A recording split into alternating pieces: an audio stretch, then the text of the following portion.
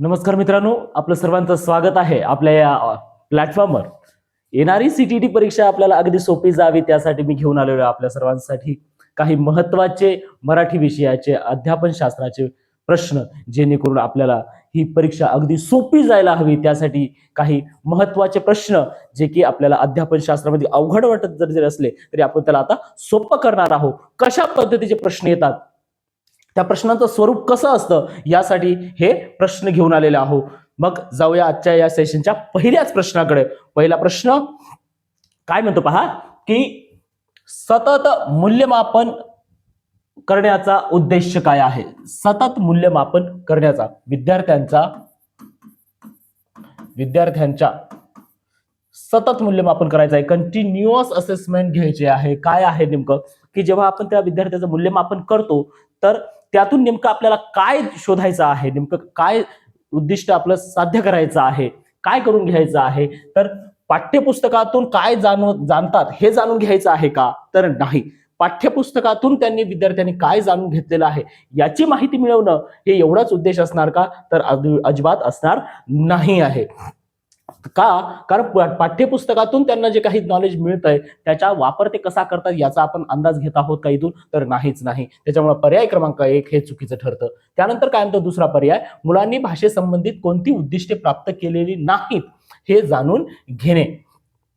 मुलांनी जे काही पाठ्यपुस्तकातून त्यांनी काय साध्य करून घेतलं हे फक्त पाठ्यपुस्तकातलंच आपल्याला नॉलेज देऊ शकतात, माहिती देऊ शकतात. पण आपल्याला जे सतत मूल्यमापन करायचं आहे हे संपूर्ण शैक्षणिक सत्र चालू असेपर्यंतचं मूल्यमापन असतं. यामध्ये फक्त पाठ्यपुस्तकच महत्वाची नसतात, तर वाचन, लेखन, ऐकणं आणि भाषण यासोबतच त्यांनी काय प्रकल्प केलेले आहेत, कुठे क्षेत्रभेटी दिलेल्या आहेत का, काही इतर एक्स्ट्रा ऍक्टिव्हिटीज केलेल्या आहे का, याचाही आपल्याला माहिती घ्यायचा आहे. त्या सर्वांसाठी भाषेचा ते कशा प्रकारचा वापर करतात आणि दैनंदिन आयुष्यामध्ये त्याचा ते वापर कशा पद्धतीने करून घेतात हेही जाणून घेणं गरजेचं असतं. सोबतच त्या मूल्यमापनामधून विद्यार्थ्यांना ज्या काही अडचणी निर्माण होणार आहेत, ज्या अडचणी निर्माण झालेल्या आहेत त्या अडचणी दूर करण्यासाठी त्यांना कशाची गरज आहे का, आणखी काही मदतीची गरज आहे का, हे सांगणारा पर्याय क्रमांक 3 पहा काय म्हणताय. भाषा शिकताना मुलांना कोणत्या प्रकारच्या मदतीची गरज आहे हे जाणून घेणं हे याचं उद्दिष्ट असणार आहे. म्हणून पर्याय क्रमांक 3 भाषा शिकवताना मुलांना कोणत्या प्रकारच्या मदतीची गरज आहे हे जाणून घेणं यामागचं मुख्य उद्देश असणार आहे. त्यामुळे पर्याय क्रमांक 3 हे याचं योग्य उत्तर असणार आहे. अशाच प्रकारचे प्रश्न आपल्याला येणाऱ्या परीक्षेमध्ये पाहायला मिळणार आहेत. पुढचा प्रश्न घेऊया. पुढचा प्रश्न काय म्हणतो, उच्च प्राथमिक स्तरावर कथा शिक्षणाचे उद्दिष्ट कोणते. स्टोरी टीचिंगचं उद्दिष्ट काय असेल. आपण शिक्षक या नात्याने विद्यार्थ्यांना कथा शिक्षणाचे धडे देत आहोत, त्यामागचं उद्दिष्ट कोणते नाही असं त्यांनी विचारलेलं आहे. शब्द संदर्भाप्रमाणे अर्थ कसे देतात याची ओळख करून देणे हे यामागचं उद्दिष्ट असणार आहे. त्या कथेमध्ये जे संदर्भ दिलेला आहे, जो कथा वापरलेली आहे त्यामध्ये कशा प्रकारचे शब्द वापरलेले आहे याची ओळख करून देणं आहे. कथा लेखनाच्या विविध शैलींची ओळख करून देणं हे कथा शिक्षणाचं उद्दिष्ट असतं. पण आपल्याला विचारलेला आहे प्रश्न नाही हा शब्द गोंधळात टाकणारा आहे. कथा लेखनाच्या विविध शैलींची ओळख करून द्यायची आहे हे या मागचं उद्दिष्ट असतं. कारण की आपल्याला विद्यार्थ्यांना जेव्हा कथेचं लेखन करायचं आहे, कथा लिहायची आहे, त्यावेळेस त्यांनी कशा प्रकारची शैली वापरायला पाहिजे याचं आपल्याला त्याला ज्ञान द्यायचं आहे. त्याच्यामुळे हेही बरोबर आहे. पण आपल्याला नाही विचारलेला आहे मराठी भाषेत लिहिलेल्या सर्व असा जो शब्द आहे, सर्व कथांची ओळख करून देणे हे असं काही उद्दिष्ट असेल का, तर नाही. त्यामुळे पर्याय क्रमांक 3 याचं योग्य उत्तर असणार आहे. सोबतच काय म्हणतंय, भाषेच्या विविध प्रयोगांची ओळख करून देणे. ज्या काही लोककथा असतात, या लोककथांमध्ये वेगळ्या बोलींची, भाषेंची त्याला ओळख करून द्यावी लागते, हेही या मागचं उद्दिष्ट असणार आहे. आपल्याला विचारलं तर नाही. त्यामुळे पर्याय क्रमांक 3 विविध सर्व कलांची ओळख करून दिली, कथांची ओळख करून दिली. जेवढ्या काही मराठी भाषेमध्ये स्टोरीज आहे, कथा आहे, त्या सर्व कथांची ओळख करून द्यायची आहे का? तर मुळीच नाही. हे मागचं उद्दिष्ट असणार नाही. त्यामुळे जाऊया पुढच्या प्रश्नाकडे. पुढचा प्रश्न काय म्हणतो? व्याकरण शिक्षणाची तुलनात्मक दृष्ट्या अधिक चांगली पद्धत कोणती? निगमन पद्धत, सूत्र पद्धत, पुस्तक पद्धत आणि आगमन पद्धत. निगमन पद्धत, सूत्र पद्धत, पुस्तक पद्धत आणि आगमन पद्धत यापैकी ह्या दोन पद्धती खूप महत्वाच्या आहेत. व्याकरण शिकवताना ह्या दोन पद्धती खूप महत्वाच्या आहेत. आपण व्याकरण जेव्हा विद्यार्थ्यांना शिकवतो ह्या दोन्ही पद्धतीचा वापर करतो. पहा की अगोदर काय करतो आपण, एखादे आपल्या दैनंदिन आयुष्यामधले उदाहरणं देतो, खूप सारे असे प्रसंग सांगतो, घटना सांगतो आणि त्यातून आपण त्या विद्यार्थ्यांना व्याकरणाचे नियम शिकवतो, सूत्र सांगतो. अगोदर काही उदाहरणं देतो, नंतर त्याचे सूत्र सांगतो. दुसरी पद्धत आपण ही वापरतो की व्याकरण शिकवताना अगोदर त्याला काही नियम सांगतो, काही सूत्र सांगतो आणि जे काही नियम शिकवतो, सूत्र शिकवतो त्याचा नंतर वाक्यात उपयोग करायला शिकवतो. या दोन पद्धती असतात. या दोन्ही पद्धतीपैकी ह्या दोन विशेष करून आपण वापरतो. मग आपल्याला व्याकरण शिकवताना आपण ह्या दोन पद्धतीचा वापर करतो. आपल्याला विचारलेला आहे या चारपैकी बेस्ट पद्धत कोणती असेल, तर ती असेल आगमन पद्धत. कास काय, अगोदर आपण काय करतो, त्याला उदाहरणे देतो आणि जे काही संदर्भ देतो, दैनंदिन आयुष्यामध्ये घडणाऱ्या अनेक साऱ्या घटनांची माहिती सांगतो, त्यातून नंतर त्याला त्या व्याकरणाचे नियम शिकवतो, ते सूत्र वापरायला शिकवतो. म्हणून या चारपैकी व्याकरण शिक्षणाची विशेष अशी चांगली पद्धत जर कोणती असेल तर ती असेल आगमन पद्धत, ज्यातून आपण उदाहरणं देतो आणि नंतर त्या उदाहरणांचा वापर करून विद्यार्थ्यांना नियम वापरायला शिकवतो. या निगमन पद्धतीमध्ये काय होतं, अगोदर नियम शिकविले जातात, नियम सांगितले जातात, मग त्यानंतर त्याचे उदाहरणं तयार करायला सांगितले जातात, त्यानंतर त्याचे वाक्य बनवायला सांगितले जातात व्याकरणाच्या नियमाप्रमाणे. पण व्याकरण शिक्षणाची सर्वात चांगली पद्धत जर कोणती असेल तर ही आगमन पद्धत. त्यामुळे पर्याय क्रमांक 4 हे या प्रश्नाचं योग्य असं उत्तर असणार आहे. पुढचा प्रश्न पाहूया. पुढचा प्रश्न काय म्हणतो, भाषा केवळ अनुकरणातूनच शिकली जाते. भाषा केवळ अनुकरणातूनच शिकली जाते हा विचार कोणाशी संबंधित आहे? 4 व्यक्तींची नावं आहे, वायगोत्स्की, चॉम्स्की, पियाजे, स्किनर. कोणत्या तत्वज्ञानाने हे असं भाष्य केलेलं आहे की बालक किंवा विद्यार्थी हे अनुकरणातून भाषा शिकतो? तर याचं उत्तर असेल वायगोत्स्की, पर्याय क्रमांक 1. याचं असं म्हणणं होतं की बालक जेव्हा तो भाषा शिकतो, सुरुवातीला भाषा शिकतो, तर ते सुरुवातीला घरातूनच भाषाचं ज्ञान घेतो, भाषेचं ज्ञान तो घरातून घेतो, म्हणजेच घरातल्या मोठ्या माणसांचं तो अनुकरण करतो.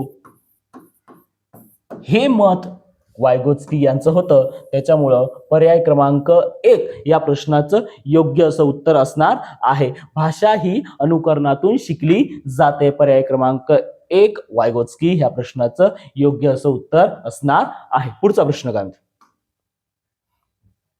वर्गातील प्रिंट समृद्ध वातावरण म्हणजे काय? वर्गामध्ये खूप सारे फ्लो चार्ट्स असतात, काही नकाशे असतात, काही चित्र असतात, काही तक्ते असतात, वेगवेगळ्या बाराखडी लावलेल्या असतात, फ्लो चार्ट्स असतात, खूप सारं आपण शैक्षणिक साहित्य वर्गामध्ये पाहतो. पण आपल्याला काय म्हणायचं आहे, प्रश्न काय म्हणतो की प्रिंट समृद्ध वातावरण म्हणजे काय? प्रिंट समृद्ध वातावरण म्हणजे ते असतं ज्या वर्गात शिक्षक जो विषय शिकवतोय, जो टॉपिक शिकवत आहे, त्या टॉपिकशी रिलेटेड संबंधित शैक्षणिक साहित्य त्या वर्गामध्ये उपलब्ध असणं, त्याला म्हणायचं आहे प्रिंट समृद्ध वातावरण. त्याला म्हणायचं आहे प्रिंट समृद्ध वातावरण. विषयाला अनुसरून शैक्षणिक साहित्य वर्गामध्ये उपलब्ध असणं. मग काय म्हणतंय पहा, वर्गाच्या भिंतीवर रंगीत कविता पेंट करून देणे. यामुळे काय होईल, कविता जर पेंट करून ठेवलं यांना फक्त पाठांतर वाढेल, त्याच्यामुळे हे पर्याय क्रमांक 1 चुकीचा आहे. वर्गात मोठ्या आकाराचे वर्णमालेचे तक्ते लावणं. हो, तक्ते लावलेले असतात, पण महत्वाचं काय आहे, 4 पर्याय जर आपण व्यवस्थित वाचले तर 4 पैकी आपल्याला एक पर्याय असा सापडतो की जो अतिशय योग्य आहे. काय आहे, वर्गात शिकविल्या जाणाऱ्या विषयाला साजेसे म्हणजे त्यालाच अनुसरून लिखित साहित्य प्रदर्शित करणे हे याचं योग्य असं उत्तर असेल. पर्याय क्रमांक सी 3 हे याचं योग्य उत्तर असेल. प्रिंट समृद्ध वातावरण त्याला म्हणायचं आहे जो टॉपिक शिक्षक वर्गामध्ये शिकवत आहे त्या टॉपिकशी रिलेटेड शैक्षणिक साहित्य वर्गामध्ये उपलब्ध असणं, त्याचा संदर्भ म्हणून वापर करता येणं, विद्यार्थ्यांना ते पाहता येणं, हाताळता येणं. ओके, चलो पुढचा प्रश्न पाहूया. पुढचा प्रश्न काय म्हणतो, भाषेच्या मूलभूत कौशल्यांमध्ये सर्वोपरी म्हणजे सर्वात महत्वाचं काय आहे. पहा, भाषेचं जे काही मूलभूत कौशल्य असणार आहे, मूलभूत कौशल्य म्हणजे काय, विद्यार्थ्यांना लिहिणं, वाचणं, बोलणं, ऐकणं ह्या सर्व गुणांनी त्याची भाषा समृद्ध करून घेणं. आपल्याला पर्यायही तसेच दिलेले आहे. 4 पैकी जे कौशल्य प्राप्त करून घेणं आहे तशाच प्रकारचे भाषेचे 4 पर्याय तशाच प्रकारचे दिलेले आहे. पण या 4 मधून सगळ्यात योग्य जे कोणतं असेल ते आपल्याला निवडायचं आहे. काय तर पर्याय क्रमांक 1 काय म्हणतो, वाचणे आणि लिहिणे. पर्याय क्रमांक बी काय म्हणतो, बोलणे, वाचणे आणि लिहिणे. पर्याय क्रमांक 3 काय म्हणतो, ऐकणे, बोलणे, वाचणे आणि लिहिणे. पर्याय क्रमांक डी काय म्हणतो, ऐकणे आणि बोलणे. तर ह्या 4 पर्यायापैकी तुम्हालाही योग्य वाटतंय की ऑप्शन क्रमांक सी हे याचं योग्य उत्तर असणार आहे. कारण भाषेच्या ज्या मूलभूत कौशल्य त्याला विकसित करायचे आहे त्यामध्ये सर्वात बेस्ट काय काय इन्व्हॉल्व करावं लागेल, त्याचं ऐकणंही चांगलं असलं पाहिजे. जोपर्यंत चांगला वक्ता असू शकत नाही तोपर्यंत तो लिस्नर असणार नाही, तोपर्यंत तो चांगलं बोलायलाही शिकणार नाही. पुढे वाचणे, त्याचं वाचन कौशल्य विकसित झालं पाहिजे आणि लिहिणं, त्याचे लिहिण्याची पद्धतही सुधारली पाहिजे. हे सगळं काय आहे, कौशल्य आहे. हे इथं पर्याय क्रमांक सी आपल्याला योग्य उत्तर देतं. पुढचा प्रश्न पाहूया. पुढचा प्रश्न काय म्हणते की इयत्ता 8वीतील एक मुलगी लडका या शब्दाला लडका म्हणते, याचे संभाव्य कारण काय असू शकते. उच्चार करताना एखादा विद्यार्थी जर चुकत असेल, तर छोटीशी चूक होत असेल तर त्यामागचं कारण काय असेल. इथे एक शब्द दिलेला आहे लडका. लडका या शब्दाला ती लरका असं वाचतंय. तर हे कशामुळे होत असतं, ज्या वेळेस आपल्या घरातली जी भाषा असते त्या भाषेचा दुसऱ्या कोणत्या भाषेच्या वापरावेळी त्या भाषेचा प्रभाव पडत असतो. तर 4 पर्याय जे दिलेले आहे त्यावरून तुम्हाला लक्षात येईलच. अनेक वेळा असं आपण वर्गामध्ये ऐकतो, ऍज अ शिक्षक म्हणून आपण ऐकतो की विद्यार्थी बोलताना कधी कधी सर आले या ऐवजी सर आला असे म्हणतात. ते हे कशाचा प्रभाव आहे, ते त्यांच्या घरात वापरल्या जाणाऱ्या भाषेचा प्रभाव असतो. मग 4 पर्याय काय म्हणतात की हा तिच्या मातृभाषेचा प्रभाव आहे. हा याचं राईट आन्सर असणार आहे. ती बोलण्यात निष्काळजीपणा करते, बोलताना ती जाणून बुजून दुर्लक्ष करते, असा त्याचा परिणाम आहे का, तर मुळीच नाही. तिला उच्चार दोष आहे, असा काही दोष असेल म्हणून ती तशी करते का, नाही. दोष असल्यामुळे उच्चार चुकतोय का तिचा, तर अजिबात नाही. तिला उच्चाराचे अजिबात ज्ञान नाही. उच्चाराचे तिला ज्ञान आहे पण ती व्यवस्थित उच्चार करू शकत नाही, कारण तिच्या ह्या उच्चारावर, शब्दांच्या वापरावर तिच्या मातृभाषेचा परिणाम पडतो. साहजिकच आहे, घरात बोलली जाणारी मातृभाषा. मग अशा वेळी लडका या शब्दाचा उच्चार करताना ती लडका असा करणार आहे. असे अनेक सारे शब्द आहे की जे शब्द उच्चारताना अशा प्रकारच्या चुका होतात. पण आपल्याला दिलेले जे काही 4 पर्याय आहेत त्यापैकी पर्याय क्रमांक ए म्हणजे 1 हा सगळ्यात राईट आन्सर असणार आहे. ठीक आहे, पुढचा प्रश्न जाऊया. पुढचा प्रश्न काय म्हणतो, मुलांच्या भाषिक क्षमतेच्या क्रमिक प्रगतीबद्दल भाषिक क्षमतेच्या क्रमिक प्रगतीबद्दल माहिती देण्यासाठी सर्वात जास्त मदत कशाची होते?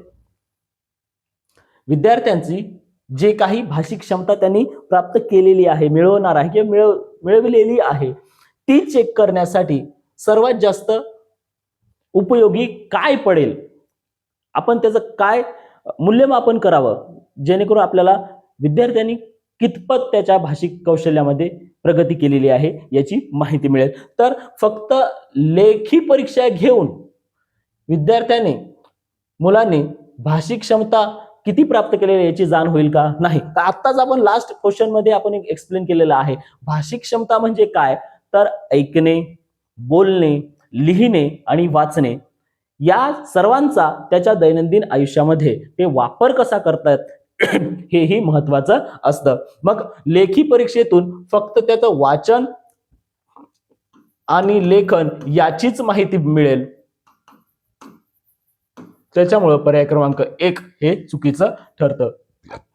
फक्त ऑब्झर्वेशन केलं, निरीक्षण करण्यानं त्याची भाषिक क्षमता कितपत विकसित झालेली आहे याचा आपल्याला माहिती मिळेल का? तर अजिबात नाही. त्याच्यामुळे पर्याय क्रमांक 2 हेही चुकीचं ठरतं. पडताळणी केली त्यानं फक्त आपण रिझल्ट पाहून आपण त्याची भाषिक क्षमता सांगू शकत नाही.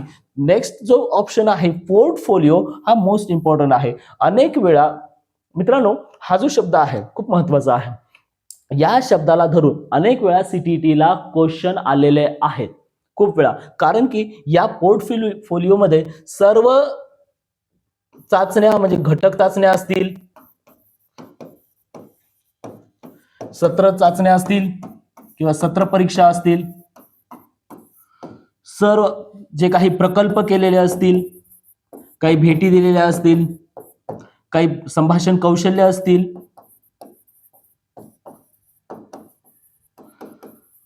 सोबतच त्यांनी जेवढ्या काही कौशल्य प्राप्त केलेले आहे त्याचा वापर करणं, त्याची अंमलबजावणी करणं, अंमलबजावणी कशी करतो, त्याचं सादरीकरण कसं करतो, या सर्व कौशल्यांची माहिती ज्याच्या एकत्रितरित्या ठेवलेली असते ते माहिती देणारं म्हणजे काय आहे? पोर्टफोलिओ आहे, ज्यामधून आपल्याला मुलांच्या भाषिक क्षमतेच्या सर्व प्रगतीबद्दल माहिती मिळणार आहे. त्याच्यामुळे या प्रश्नाचं राईट आन्सर मिळणार आहे ऑप्शन क्रमांक डी याचं योग्य उत्तर असणार आहे. जाऊया आपण आता पुढच्या प्रश्नाकडे. तुम्हाला जर हे सेशन आवडत असेल तर या चॅनलला नक्की सबस्क्राईब करून ठेवा, म्हणजे अशाच प्रकारचे येणारे नवनवीन व्हिडिओ तुमच्यापर्यंत पोहोचतील, जेणेकरून तुम्हाला येणारी एक्झाम अगदी सोपी जाणार आहे. चला जाऊया. हे जे चालू आहे यामध्ये बरेचसे PYQs आहेत. PYQs जे प्रिव्हियस इयर क्वेश्चन आहे, मागे काही एक्झामला विचारलेले प्रश्न आहे जे की याच्यामध्ये सामावून ठेवलेले आहे. तो व्यवस्थित पाहून ठेवा. पुढचा प्रश्न घेऊया. पुढे काय म्हणताय? वर्गात अंध दृष्टीहीन मुलांच्या समावेशनासाठी तुम्ही काय कराल? ऍज अ शिक्षक म्हणून तुम्ही वर्गात जी काही अंध दृष्टीहीन विद्यार्थी असतील त्यांनाही इतर विद्यार्थ्यांसोबत सामावून घ्यायचं आहे, त्यांच्या सोबत त्यांना शिक्षणाची सुविधा निर्माण करून द्यायची आहे. अशा वेळी तुम्ही शिक्षक म्हणून काय पर्याय निवडाल? 4 पर्याय दिलेले आहेत, त्यापैकी तुम्ही नेमका योग्य चांगला पर्याय काय निवडाल असा तो प्रश्न आहे. काय म्हणतो बा? पहिला ऑप्शन काय म्हणतोय? शिकवल्यानंतर त्यांना कोणतेही प्रश्न विचारणार नाही. हे वाचल्यानंतर तेव्हाच लक्षात येतं. जे काही वर्ग शिकवणं चालू आहे त्या शिकवणे झाल्यानंतर त्यांना आपण कोणताही प्रश्न विचारणार नाही असा आपण पर्याय निवडेल का? तर मुळीच निवडणार नाही, कारण आपल्याला त्यांच्या सोबत इतर विद्यार्थ्यांसोबत त्यांना शिकवायचं आहे. मंदगतीने पाठ वाचताना त्यांचे सविस्तर वर्णन करार हे योग्य असणार आहे का? कारण इतरही 4 पर्यायापैकी तुम्हाला वाचल्यानंतर लक्षात येईल की हा हे बरोबर आहे. जेव्हा आपण तो पाठ शिकवणार आहे, शिकवून झाल्यानंतर किंवा शिकवताना त्याचं वर्णन आपल्याला करायचं आहे, कारण की ते दृष्टीहीन असल्यामुळे आता अनेकांच्या डोक्यात हे आलं असेल की मग त्याला पटकन आपण त्यांना विद्यार्थ्याला ते ब्रेल लिपी असलेलं पुस्तक देऊन द्यायचं की मग त्याच्यातून तो वाचन लेखन करेल आणि समजून घेईल.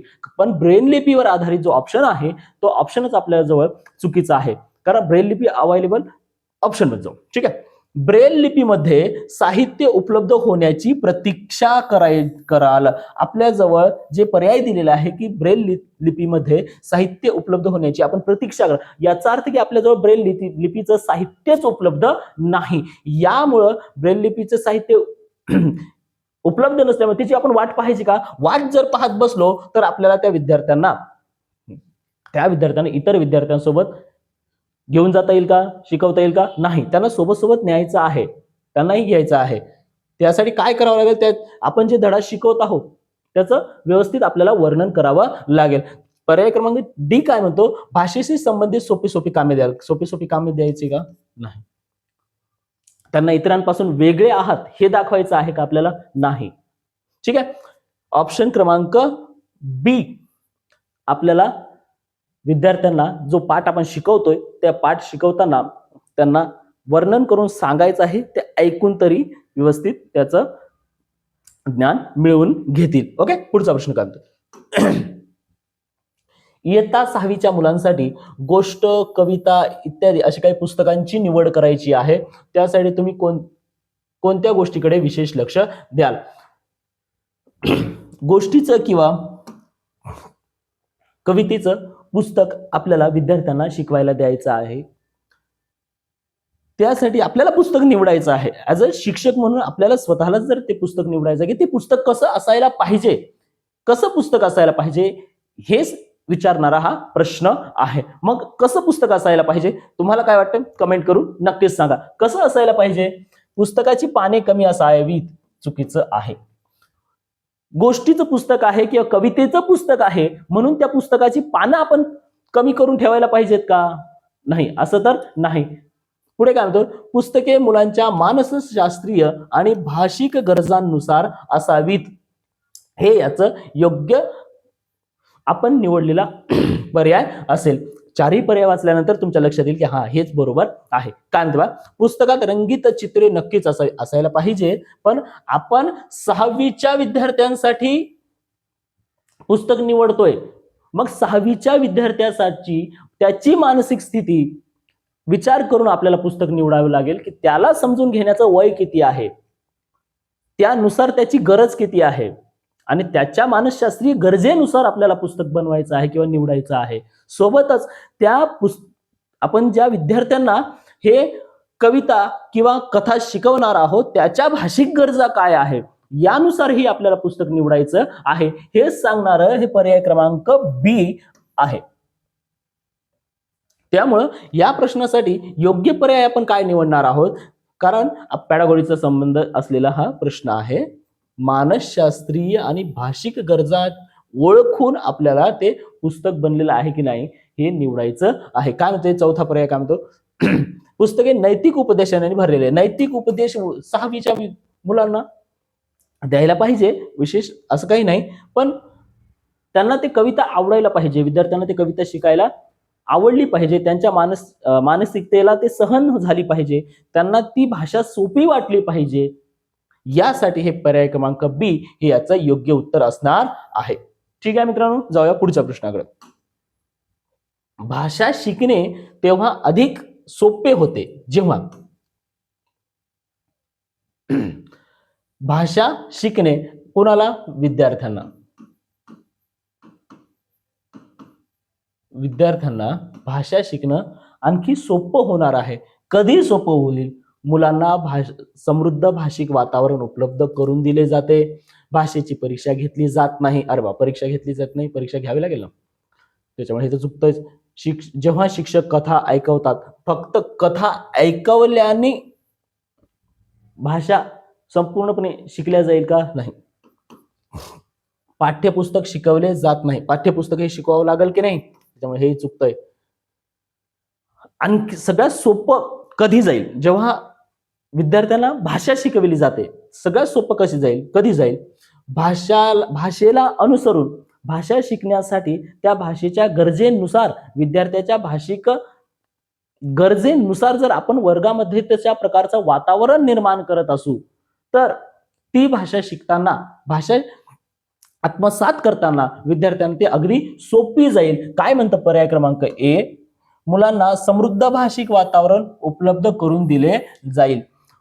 चांगलं भाषिक वातावरण उपलब्ध जर करून दिलं, त्यांच्या ओळखीच्या भाषेतले आपण शब्द वापरत असेल तर ती भाषा शिकताना आपल्याला सोपी जाईल, जेणेकरून त्यांना अनुमान लावता येईल. त्यामुळं भाषेला अनुसरून वातावरण वर्गामध्ये निर्माण करणं गरजेचं आहे. पुढे जाऊया.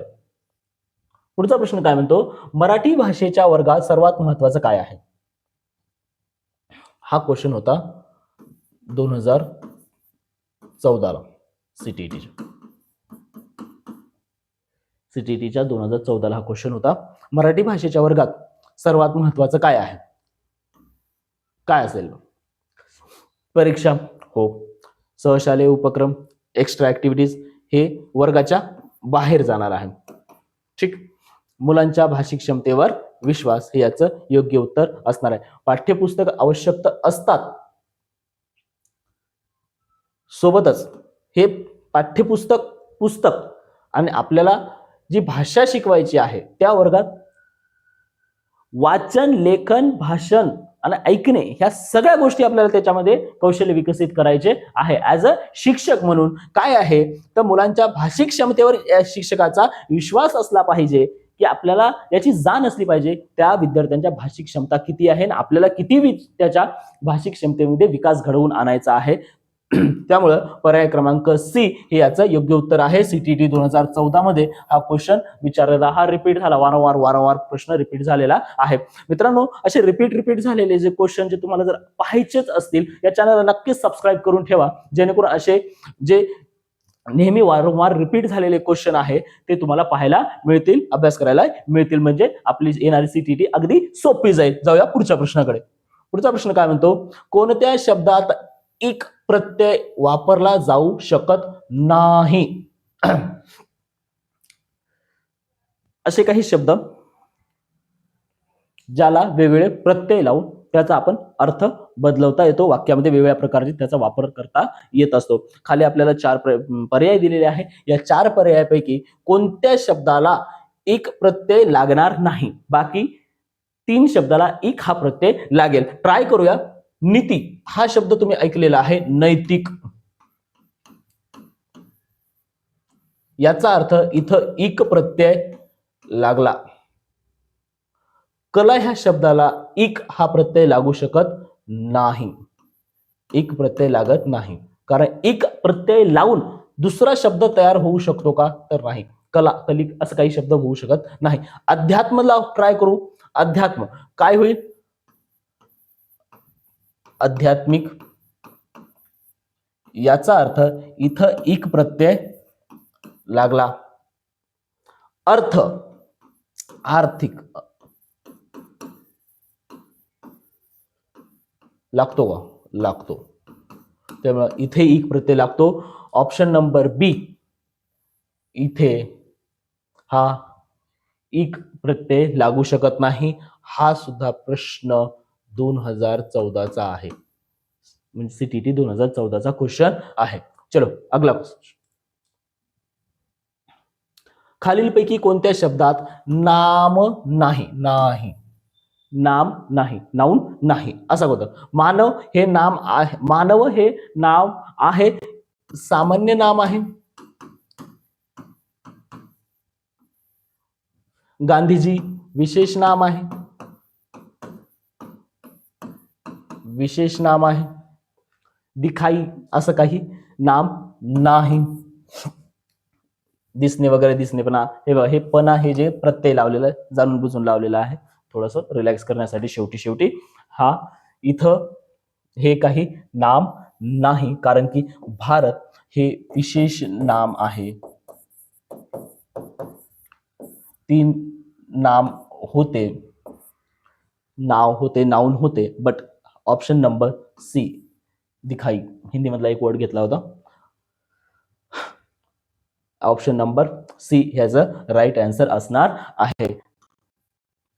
ठीक आहे मित्रांनो, हे संपूर्ण सेशन काही महत्वाचे प्रश्न जे की येणाऱ्या एक्झाम मध्ये विचारल्या जाऊ शकतात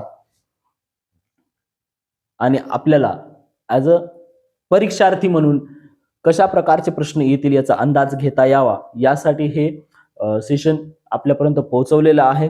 तुम्हाला आणखीही नवनवीन जर काही अशाच प्रकारचे संभाव्य अतिसंभाव्य किंवा रिपीट होणारे वारंवार रिपीट होणारे प्रश्न पाहिजे असतील तर या चॅनलला नक्कीच सबस्क्राईब करून ठेवा आणि लाईक करा, शेअर करा, सर्वांपर्यंत पोहोचवा, ज्यामुळं बाकीच्यांनाही ही परीक्षा द्यायला अगदी सोपी जाईल. भेटूया पुढच्या सेशनमध्ये.